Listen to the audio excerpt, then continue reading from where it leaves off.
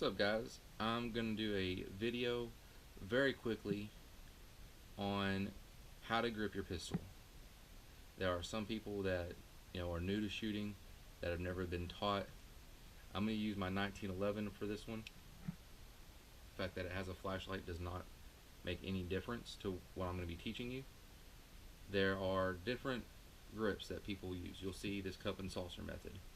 This is a way that used to be taught. It's not really recommended anymore. If you have your thumb in the way, the slide is going to bite you. So one-handed shooting, you're going to stick it straight out like this. Two-handed shooting, come around the front. Sometimes you can put your finger on front of the trigger well. I'm just going to put mine right there, and I can grip it, I can deploy it, and I'm going to be very, very accurate with this. There are different shooting stances that people use. One is kind of canted to the side, coming out like this. Some want to be like this, and while you may do this occasionally, this was pretty standard, but what I learned to add Correctional Officer Academy, what I've been told a lot of guys are getting trained at, whether it's Army, Police Officer Academies, a lot of people are doing shoulder width apart, straight out. This gives you a large movement to address targets. You can lean forward, which is what you're supposed to do, and it should make you more accurate. But what's going to happen is you're going to have to adapt your shooting technique. If you're law enforcement, military, you can attest to when rounds are coming at you, you don't always have time to set up this way, and you're also presenting a big target. That's why a lot of people that I've shot with prefer this, because they feel like they're giving less of a target. There are old school military field guides that had people shooting this way. This is a way of doing it.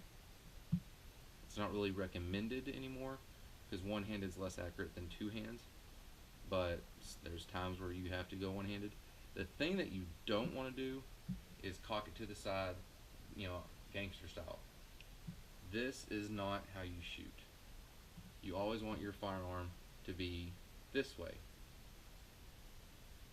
straight up and down. That's how it was meant to be fired. No firearm manufacturer ever said, let's make it to where the guys shoot their weapon this way. For one, if it doesn't come back and kick you in the face because of the caliber, the kick, the strength of it, you can shoot a 22 like this. You're not going to be as accurate, but it's bad mechanics. Don't do that. When you draw from your holster, I don't have a holster on, but the way I was taught is straight up and out. Straight up and out. When you put it back in, come back, put it in. Up, out, back, in. And that's going to help you out quite a bit. There's weapon retention that we could talk about later. There are trainings where they teach you to break holster like this, and the purpose of coming up this way, when you pull it up this way, it's if whatever you're addressing, whatever threat there is up close to you.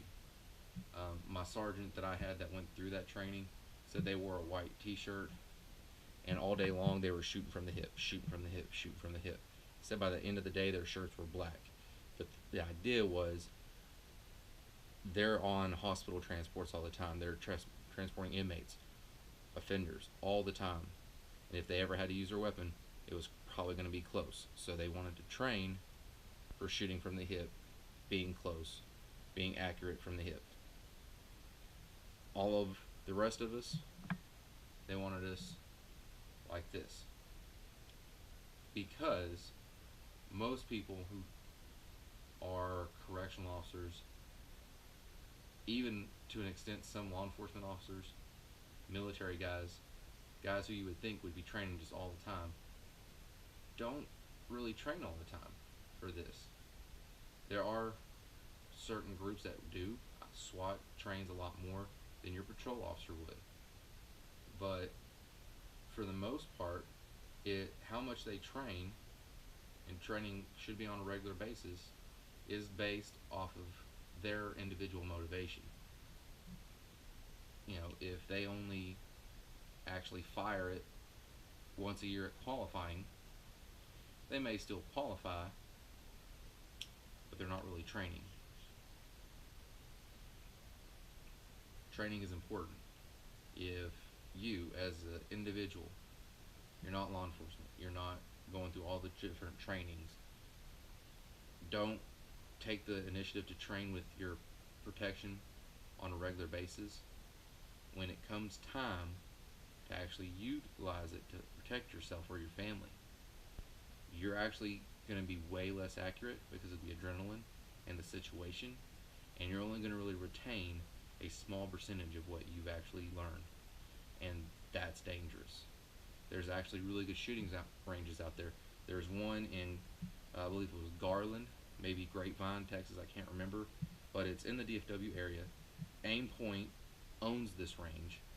It was an excellent range. I did my concealed carry there, and they can actually put pictures up on the screen of you being in a real situation where you have to apply your target shooting to a situation and actually train like someone's attacking you or your family. Bad guys pop up, good guys pop up. You don't shoot the good guys, you shoot the bad guys. And on their board that they have, you're using your firearm, your ammunition. It's not one of those laser guns. I've seen those. We've had one here in Wichita Falls. But you're using a real firearm that is yours, that you're training with. Much better to do that way.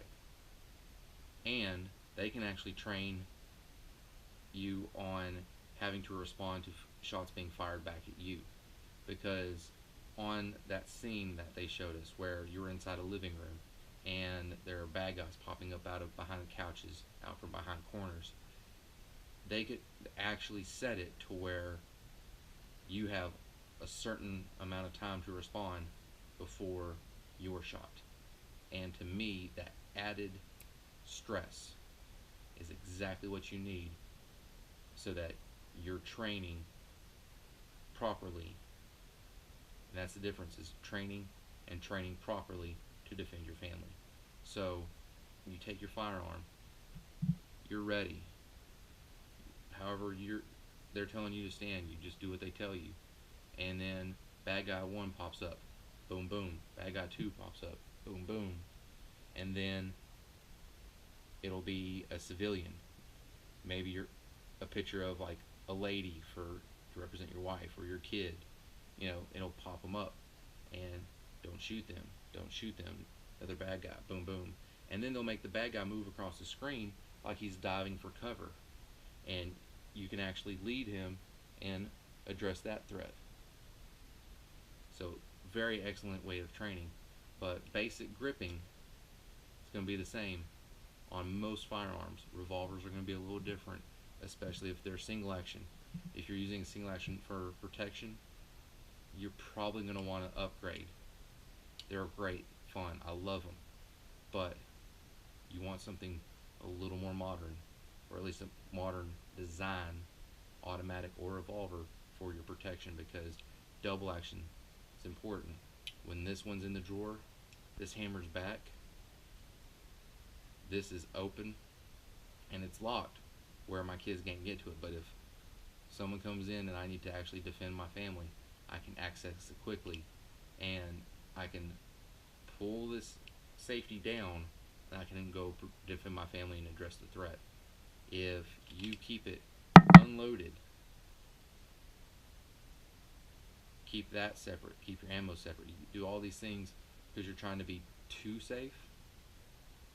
But when someone comes in the house, you're fiddling because you're nervous, you're stressed, you've got adrenaline running. By the time you get your firearm ready to go, it may be too late. So talk to law enforcement officers, talk to the training guys that you may meet. Go to a training class and get good instruction. It may cost you a little bit, but it's worth every dime when you're thinking about this could be my life, the life of my family. So go get good instruction on using a firearm. It will help you out if there ever is a situation you actually have to defend yourself or your family in. So, like, subscribe, and share. Tune in next time. Secure Outdoors.